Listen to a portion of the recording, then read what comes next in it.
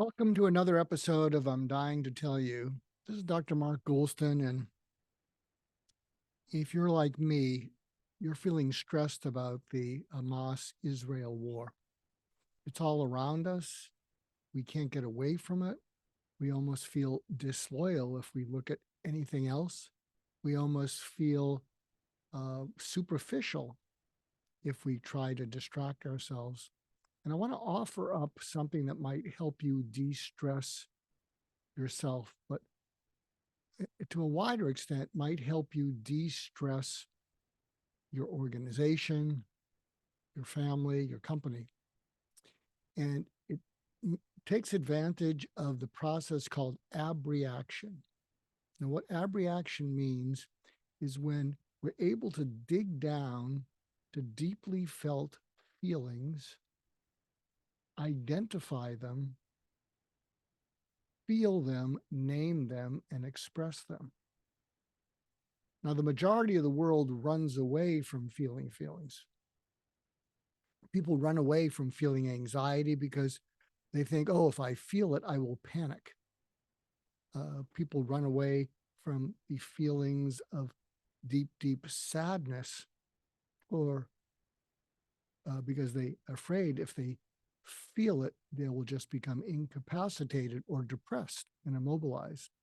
The opposite actually happens. I did an episode of I'm Dying to Tell You about the power of true vulnerability. So here is something you can try. And I've tried this with organization. It's really helped. What you want to do, and you could do this on a massive Zoom call of all your employees, or if you're meeting in person, I'll tell you that version. And what you do is you gather people together in the Zoom call and you ask them to think of the most stressful moment they have felt in the past week. Now, it doesn't have to be about the Hamas Israel war, but you could say it could include the Hamas Israel war. And in the chat, I want you to write down the feeling that most closely connects to how you felt deep down. And the feelings include scared, anxious, overwhelmed, angry, numb, uh, apathetic, uh, distracted. Uh, and you can come up with other words. And what you'll discover is that if you do this on a Zoom call, as people start to write down the feeling word, angry, numb, scared, overwhelmed, whatever it is, as they write it down in the chat area, what's likely to happen is that people are going to start crying with relief, not crying with frustration, but crying with relief because they're going to feel that they're not alone. They're going to emotionally connect in that vulnerable area. And it's going to lighten everybody's stress. When I've done this with organizations and I've asked the people, what was that like? How many felt that it helped? Usually 70 to 80% say it helped. Nobody said it made it worse. And maybe 20, 25% said no change. So you can try that on a Zoom call and get people to come forth with what they're feeling. Now, if you want to do this live in your organization, one of the ways you can do this is you have everyone write on an index card or a post-it note. Think of the worst moment they have felt in the past week, or the worst moments they have felt with regard to the Hamas-Israel war. Have them write it down, what the feeling is, and have them put that in the middle.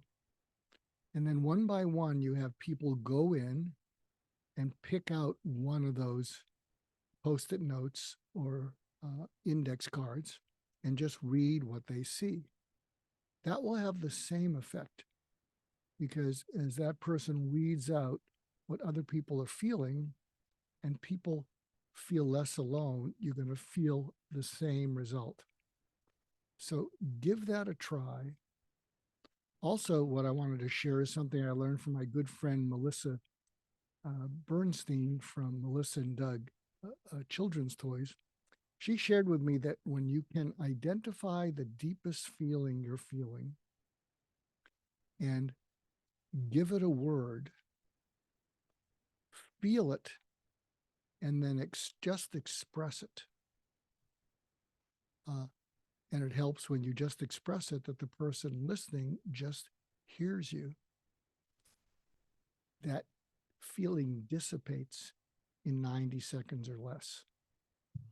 The challenge is that close to 100% of people run away from what that deep feeling is, again, thinking that feeling it will make it worse when it actually does the opposite.